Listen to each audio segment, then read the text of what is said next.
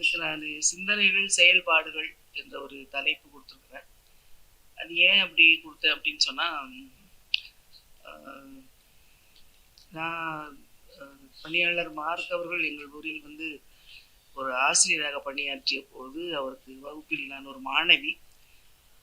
அந்த காலகட்டத்திலிருந்து இன்று வரை அவரது பார்வைகள் எப்படி இருந்தன, அவருடைய சிந்தனைகள் எப்படி இருந்தன என்று பார்த்து வளர்ந்தவள் என்ற ஒரு முறையிலும், அவருடைய இந்த படைப்புலக கருத்தரங்கில் அவர் படைத்துள்ள அனைத்து புத்தகங்களையும் வாசிக்க வாய்ப்பு கிடைத்தவள் என்ற ஒரு முறையிலும்,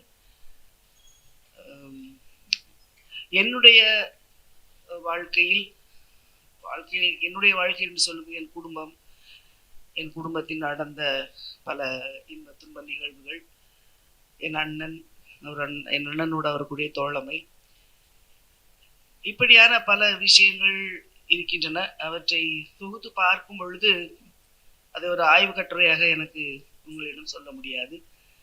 ஒரு அனுபவ கோர்வையாக அவரிடம் நான் வியந்து பார்த்த அவருடைய பார்வைகள், பயணங்கள், அவருடைய செயல்பாடுகள், இவற்றை பற்றி ஒரு சின்ன சின்ன விஷயங்களைத்தான் நான் சொல்ல போகின்றேன்.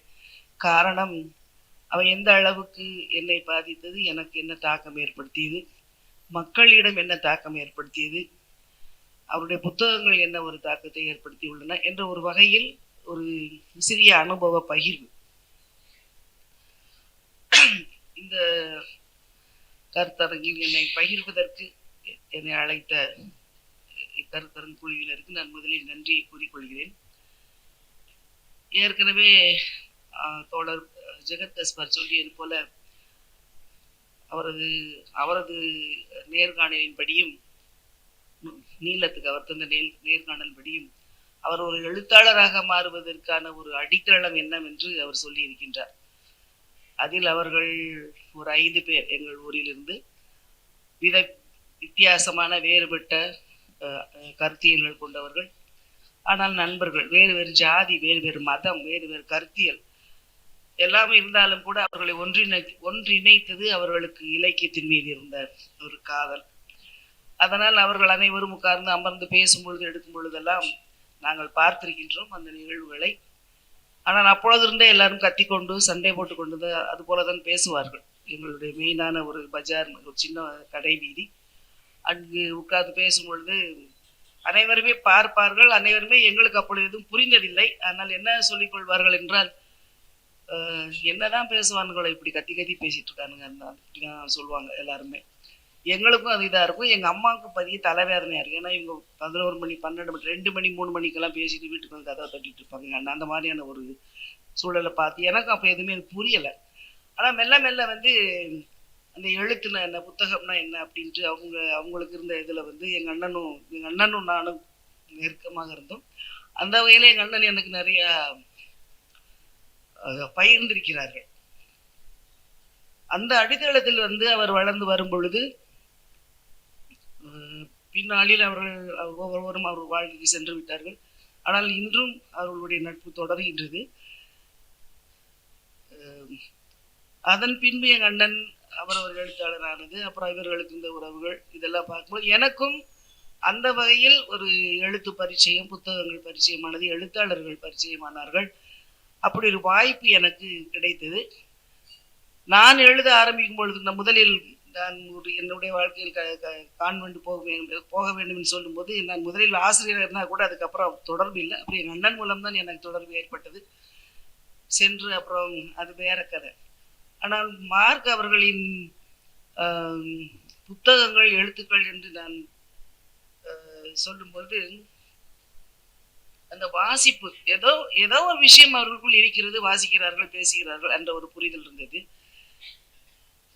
அப்பொழுது என் அண்ணன் பொன்னியின் செல்வன் என்ற அந்த நாவலை நாடகமாக்கி எங்கள் தெரு பையன்களை வைத்து இயக்கி எங்கள் தெருவில் அரங்கேற்றினார்.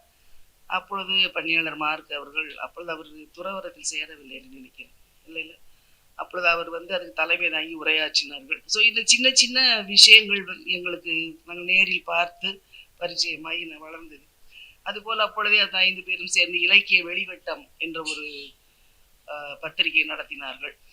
அதுவும் நான் பார்த்து வளர்ந்திருக்கின்றேன். இது எழுத வரும்பொழுது அவருடைய முதல் நாவல் வருவான் ஒரு நாள் என்று எனக்கு தெரிந்தாலும் அது எனக்கு முதலில் கிடைக்கவில்லை, அதை நான் வாசிக்கவில்லை. பின்பு வாசித்தேன். நான் அது எதை வாசித்த பிறகு என்றால் சுவர்கள் என்ற நாவலை வாசித்த பிறகு நான் வருவான் ஒரு நாள் வாசித்தேன். அப்போ சுவர்கள் நாவல் வாசிக்கும் பொழுது அது எங்கள் வீட்டில் இருக்க எல்லாருமே வாசிக்கிறோம், எங்கள் அம்மா எங்கள் அக்கா எல்லாருமே. அப்பொழுதுதான் எங்களுக்கு வந்து கிறிஸ்துவத்தில் இவ்வாறு கல்லறையில் கூட தீண்டாமை இருக்கிறது என்ற ஒரு கிறிஸ்தவத்தில் இருக்கிறது என்பது புரிய வந்தது. எங்க அம்மா சொன்னது எனக்கு இன்னும் ஞாபகம் இருக்கு. செத்த பிறகு கூட ஜாதி வந்தாங்கன்னா என்ன இது ஒண்ணுமே புரியலையடி அப்படின்னு சொல்லிட்டு. ஏன்னா எங்க ஊர்லயும் பிரிவினைகள் இருக்குது. எங்க ஊர்ல கல்லறைகள் வந்து தலித்துக்கு 4 தலித்து தனித்தனி கல்லறையா இருக்கும். அப்படிதான் பார்த்தோம். இங்க ஒரே கல்லறையில வந்து ஒரு சுவரை எழுப்பி பிரிச்சு வைக்கிறாங்க அப்படிங்கிறது வந்து சகிக்க முடியல. ஆனா இப்படி இருக்கிறது அப்படிங்கிறது வந்து அந்த நாவல் மூலம் தான் எங்களுக்கு தெரியும். அப்ப திருச்சியில இருந்து அந்த பக்கம் தான் நடந்தது வேற. அதை மையப்படுத்தி எழுதிக்கும் போது ரொம்ப அதிர்ச்சியா இருந்தது. அப்ப எனக்கும் எங்க அண்ணனோட அந்த சிந்தனைகள் இருந்ததுனால இந்த மாதிரி அப்ப இவர் இதே மாதிரியான போக்குல அவர் எழுதுவாரு அப்படிங்கிறதுல ஒரு அதை வாசிக்கணும். இது வந்து ஒரு சமூக அவலங்களை வெளிப்படுத்துகின்ற ஒரு படைப்பா இருக்கு. கிறிஸ்தவ மதத்துல இந்த மாதிரி இருக்குது. ஏன்னா கிறிஸ்தவத்திலும் தீண்டாமை அனுபவித்த ஜாதி நாங்க. அப்போ இது போல விஷயங்கள் எல்லாம் இவர் எழுதுறாரு போல அப்படின்னு சொல்லிட்டு அப்பதான் எனக்கு முதல்ல ஒரு விழிப்புணர்வு அந்த இந்த புத்தகங்கள்ல இப்படி வருது அப்படின்னு சொல்லிட்டு. அது போல அவர் பல சிறுகதைகள் கொஞ்சம் தான் எழுதியிருக்கிறாரு. ஆனா கலாய்வுகள், மானுடவியல், தன் வரலாறு, இப்படி பல படைப்புகளை அவர் எழுதியிருக்கிறார். தன் வரலாறு, அவருடைய ஆன்மீகம்னா என்ன, அந்த தேடல், அதுக்கடுத்த தேர்வு வகை, அது எல்லாமே அவருடைய வாழ்க்கையின் ஒவ்வொரு நிகழ்வுகள். அந்த நிகழ்வுகள் அவருக்குள்ள ஏற்படுத்திய ஒரு தாக்கம், இதை மையப்படுத்தி வச்சேத நிறைய விஷயங்கள் அவர் வந்து எழுதியிருக்கிறத நம்ம பார்க்க முடியுது. 93 அந்த யாத்திரை ஏற்கனவே ஜெகத் கஸ்பர் சொன்னாரு. அந்த யாத்திரை ரொம்ப முக்கியமான ஒரு நாவலா தான் நானும் பார்க்குறேன். அது எங்கள் அண்ணன் தான் அதுக்கு வந்து முன்னுரை எழுதியிருக்கிறாங்க. அந்த முன்னுரையும் எனக்கு ரொம்ப பிடிச்சது ஒன்று. அது வந்து ரொம்ப எனக்கு பிடிச்சமான ஒரு இது எங்கள் அண்ணன் முன்னுரையில் எழுதினது, மதமும் புரோகித அமைப்பும் இதன் உருவாக்கமான கடவுளும் தலித்துகளுக்கு எத்தகைய கொடூரமான எதிரிகளாக இருக்கிறார்கள் என்பதை இந்த நாவலில் உணர வைத்திருக்கின்றார். ரொம்ப முக்கியமான வரியை நான் பார்க்கிறேன். மதமும் புரோகித அமைப்பும் இதன் உருவாக்கமான கடவுளும் தலித்துகளுக்கு எதிராக இருக்கிறார்கள் என்பதை ரொம்ப ஆணித்தரமா அந்த நாவல்ல அவர் சுட்டி காட்டியிருக்கிறாருன்னு எழுதியிருக்கிறாங்க. அது வாசிக்கும் பொழுது நமக்கு தெரியும். இப்போ இதை எதிர்த்து நம்ம வந்து தலித்துகள் போராடணும் அப்படின்னு சொல்ல போனா திரும்ப ஒரு சமரசம் பண்ணிட்டு தான் போராட வேண்டிய எத்தனை போராட்டம் பண்ணாலும் அந்த இறுகி போன மனநிலை தான் அந்த புரோகித கூட்டத்தில் இருக்கு. கடவுள் என்று நமக்கு காட்டப்படுகின்ற விதத்திலுமே சரி வந்து இதை தக்க வைத்துக் கொள்ள ஒரு மனநிலை தான் வந்து திரும்ப வந்து மதங்கள்லையும், அது எந்த மதமா இருக்கலாம், கிறிஸ்தவ மதம் கேட்ட எல்லா மதங்களுமே அந்த மாதிரியான ஒரு கோட்பாட்டை தான் வச்சிருக்காங்க. அதனால எந்த அளவுக்கு காயப்பட்டாலும் நம்ம பாதிக்கப்பட்டாலும் அதை எதிர்த்து போராடினாலுமே அதை வந்து தண்ணி ஊற்றி அணைக்கிறதுக்கோ அல்லது மழுங்கு அடிக்கிறதுக்கோ வந்து மறுபடியும் பயன்படுத்தப்படுவது அந்த கடவுள் கோட்பாடு தான். ஏன்னா எல்லாருமே வந்து அதுலதான் ஊறி வளர்ந்துகிட்டு வந்திருக்கிறோம். ஆனா எல்லாத்தையுமே கேள்வி கேட்கிறாரு. எது சரி, எது நியாயம், எது அநியாயம், இது ஏன் இப்படி இருக்கணும் அப்படிங்கிற ஒரு மனநிலையை எழுப்புறாரு. அடுத்தது, ஜாதியும் மதமும் அழியாமல் தலித் மக்களின் இழிவும் அழியாது என்ற படிப்பினையை இந்த நாவலில் உணர முடியும்.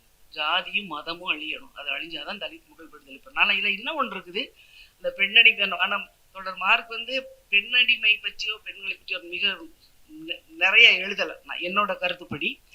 ஆனா இந்த மதமும் ஜாதியும் இது ஒழிக்கப்பட வேண்டியது அப்படிங்கிறது வந்து பல இதுல வந்து முன்னிறுத்தி சொல்றாரு. நான் கௌதமன் என்ன சொல்வார்னா, மதம், ஜாதி, குடும்பம், இந்த 3 தான் மக்களை வந்து மக்களாக வாழ விடாமல் பிரித்தாளும் சூழ்ச்சியை உண்டாக்குது, பெண்களை அடிமைப்படுத்துறது. ஏன்னா மதமும் ஜாதியுமே வந்து நம்ம எங்க அங்கீகாரப்படுத்தப்படுதுன்னா நம்ம குடும்பத்துலதான். ஒரு குழந்தை பிறந்ததுன்னா அது என்ன மதம் என்ன செய்யறாங்கன்னு தீர்மானிக்கிறாங்க. என்னதான் பிறப்புக்கும் எல்லா உயிருக்கும் வள்ளுவர் சொல்லிட்டா கூட அந்த குடும்பம் தான் வந்து இதை வந்து எல்லாத்தையும் சிதைச்சு போடுறது. நீ என்ன ஜாதி, நீ என்ன மதம், அதோட ஜெண்டர் பாலியலும் அதுலதான் வரும். அது ஆணா பெண்ணா அப்படிங்கிறது. ஆணுனா ஓகே, பெண்ணுனா அடிமைத்தனம். அதனால இந்த 3ஐயும் தான் வந்து ரொம்ப மையப்படுத்தி வந்து கௌதமன் நிறைய எழுதியிருக்கிறாரு. பணியாளர் மார்க்கோட புத்தகங்களை வந்து நம்ம இந்த ரெண்டை வந்து ரொம்ப காத்திரமா தாக்குறார். மதமும் ஜாதியும், அந்த ஜாதி ஒழிப்பு, என்ன சொல்ல போனா சுயஜாதி ஒழிப்பு அப்படின்னு கூட சில நேரங்கள் எல்லாம் அவரு பேசுறாரு. அதுதான் ஒரு ஆன்மீகமா இருக்க முடியும் அப்படிங்கிறத வந்து ரொம்ப ஆழமா வந்து அது பேசுறாரு. அந்த அந்த அந்த மாதிரியான சிந்தனைகளை வந்து சிந்தனைகள் செயல்படுத்தணும். அந்த சிந்தனைகள் வந்து சொல்றதுக்கே வந்து ரொம்ப தயங்குற ஆட்கள் நிறைய பேர் நம்ம பார்க்குறோம்.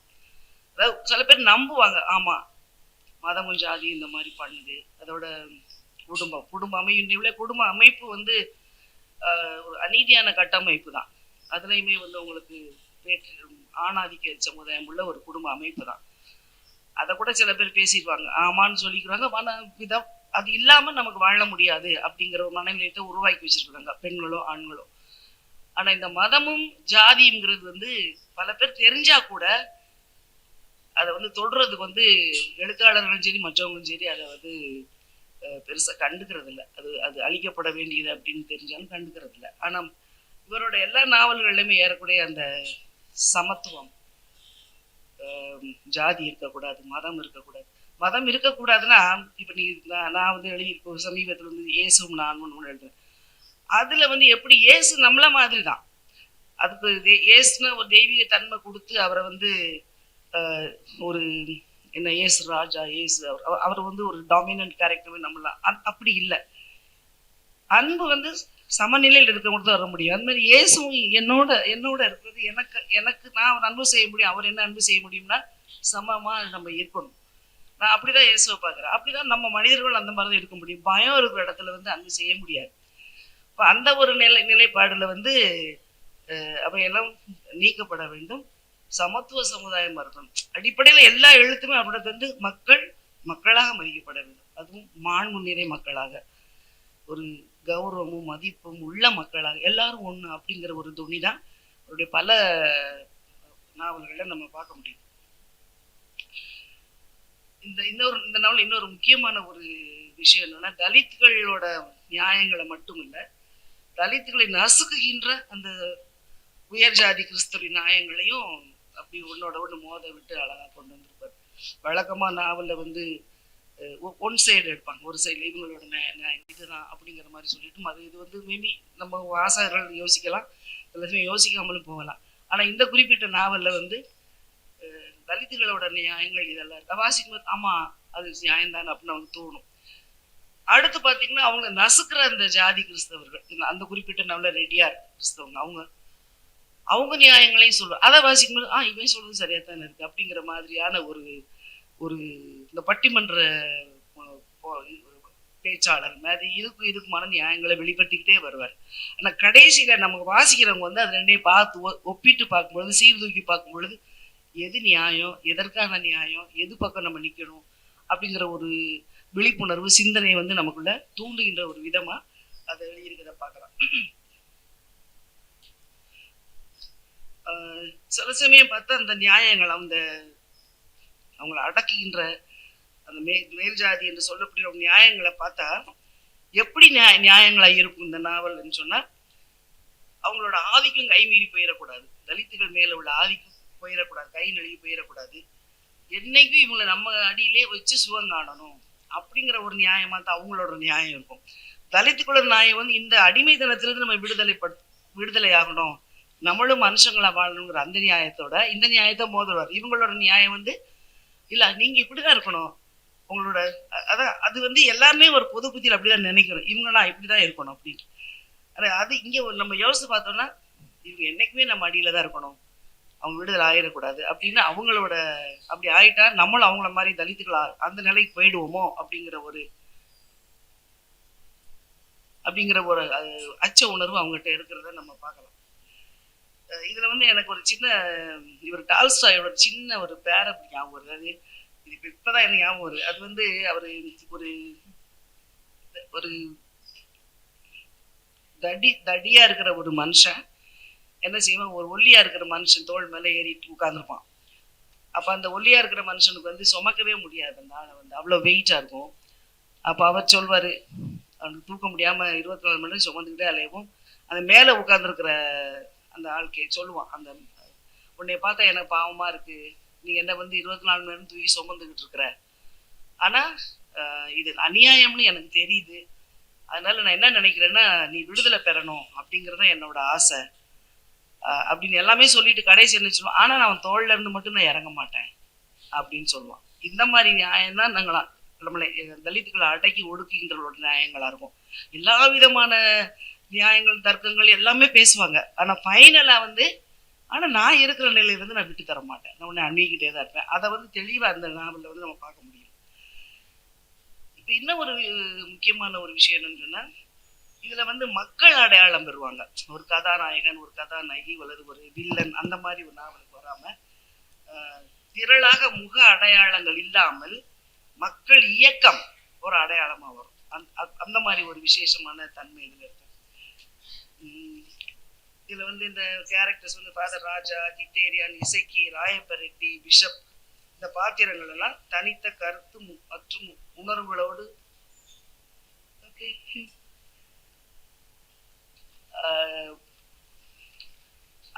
அவங்க அந்த கேரக்டர்ஸ் தனித்தனியா வந்தா கூட அந்த தலித் நியாயங்களை ஒரு சார்பா சொல்லாம பல வகைப்பட்ட நியாயங்களா சொல்லி அதோட போத வைத்து அந்த வலிமையை உணர்த்துறதுக்கு அந்த டெக்னிக் அதை பயன்படுத்தி இருப்பாரு. அதே போல அடுத்தது 2011 ஒரு நாவல் வந்தது, உண்மையா அது என்ன அப்படின்னு சொல்லிட்டு. ஆனா அது இங்க வந்த வேகத்திலே அவங்க சபையை அதை பேன் பண்ணிட்டாங்க, தடை பண்ணிட்டாங்க. அது நான் வாசித்தேன். ஏன் வாசித்தேன்னா எனக்கு அதுல முன்னுரை எழுதுறதுக்கு கேட்டிருந்தாங்க, அதனால வாசித்தேன். அந்த இதுல பாத்தீங்கன்னா அதுல பாலியல் பிரச்சனையோடு ஜாதியும் சேர்ந்து பதிவாயிருக்கும்.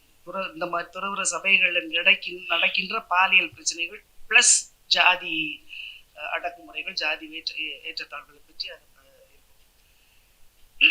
இதுல அதுல என்ன என்னோட முன்னுரை அந்த புத்தகத்தை இணைச்சிருக்கிறாங்க, பின்பக்கமும் இடையில இணைச்சிருக்காங்க. அதை நீங்க வாசித்து பார்க்கலாம். இதுல ஜாதி பிரச்சனையா, இல்ல பாலியல் பிரச்சனையா, இல்லைன்னா தலித் பிரச்சனையா, இல்லைன்னா ரெண்டு சேர்ந்ததா அப்படிங்கிறத பார்க்கும்பொழுது அதுலயும் அதே போல அவரவர் தரப்பு நியாயங்களையும், மன ஓட்டங்களையும், தார்மீக கோபங்களையும், ஏமாற்றங்களையும், அந்த வலிகளையும் தனக்கே உரிய பாணியில் கேள்விகளாவே கேட்டு கொண்டு வந்திருப்பாரு.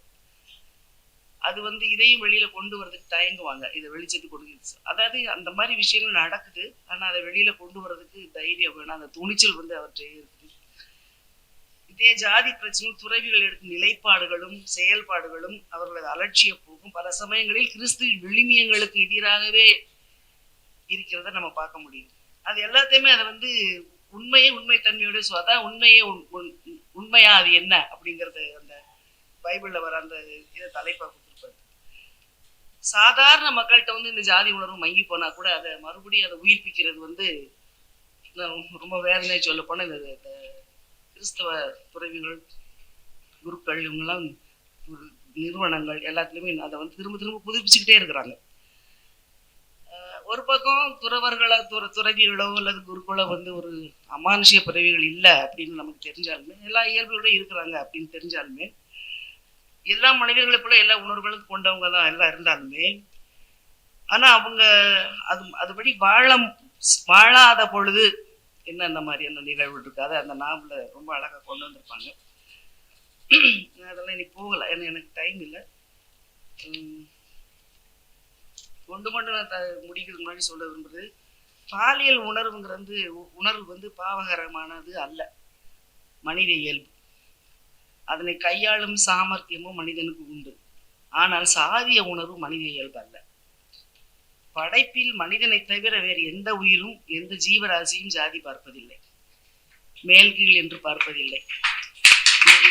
இன உணர்வும் குழும உணர்வும் மிருகங்களிடம் காணப்படுகிறது.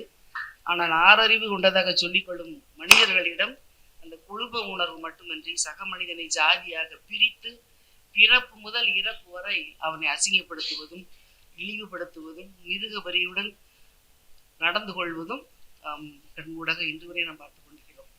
இந்த சமூகத்தின் அவலங்களை சுட்டி காட்டுவதோடு அவற்றை எதிர்க்க வேண்டும் என்ற ஆவேசத்தையும் அதை மாற்றுவதற்கான ஆக்கப்பூர்வமான செயல் திட்டங்களையும் பணியாளர் மார்க் அவர்களின் வாழ்க்கையிலும் பார்க்கலாம், நாவலையும் பார்க்கலாம். அதனாலதான் அந்த சிந்தனைகள், செயல்பாடுகள், அந்த சிந்தனைகளுக்கு ஏற்ற ஒரு செயல்பாடுகளையும் அவர் தொடர்ந்து செய்து கொண்டே வருவதை நாம் பார்க்க முடியுது.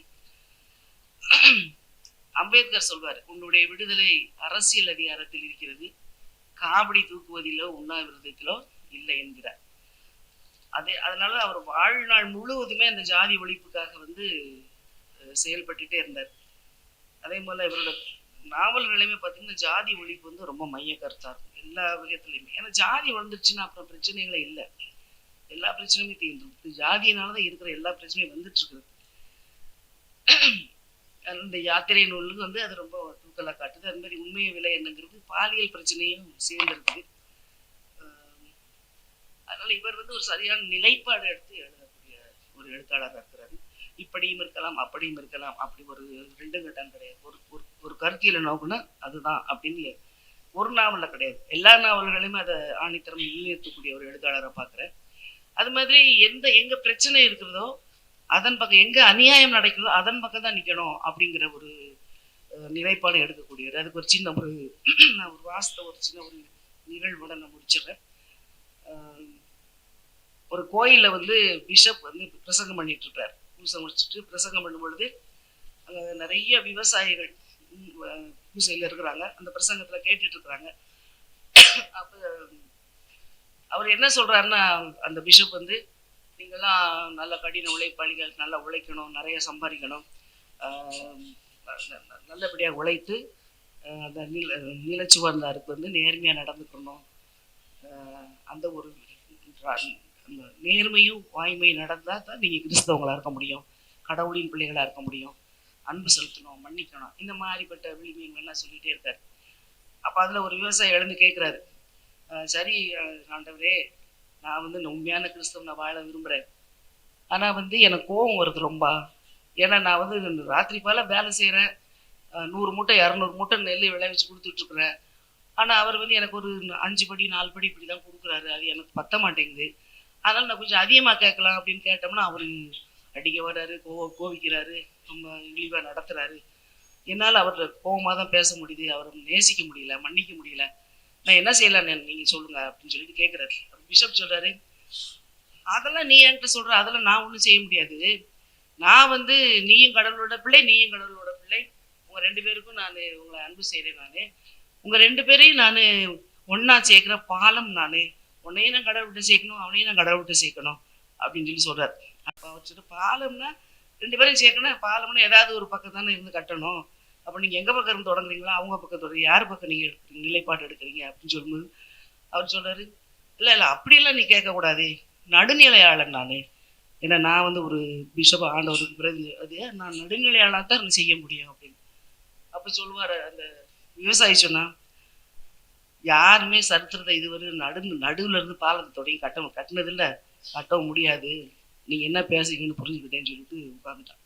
இதுதான் இப்ப நடக்கிறதே. நிறைய விஷயங்கள்ல வந்து பிரச்சனைகள் எல்லாருக்கும் தெரியும், அநியாயங்கள் எல்லாருக்கும் தெரியும், ஆனா நாங்க நடுநிலைகள் எல்லாம் தெரியும், நாங்க நடுவில் இருப்போம் அப்படிங்கிற ஒரு ஈஸியான ஒரு ஸ்டாண்ட் எடுத்துட்டு இருக்கிறதுனாலதான் வளர்ந்துகிட்டே இருக்குது. அதை அழிக்கிறதுக்கு ஒரு முயற்சி இல்லாம இருக்கிற இந்த சூழல்ல வந்து அதையெல்லாம் எதிர்த்து நான் வந்து இந்த மக்கள் பக்கம், இந்த